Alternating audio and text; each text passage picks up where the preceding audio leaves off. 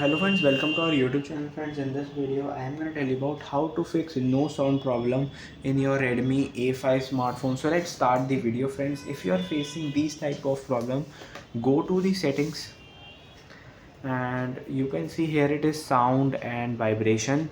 You have to enable all these media, volume and everything.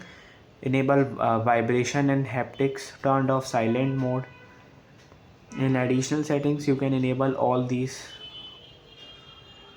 like this. As you can see, always show icon when it vibrate mode, you can enable all these.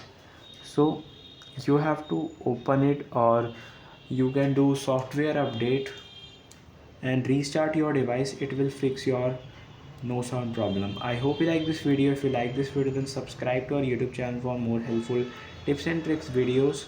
See you next time.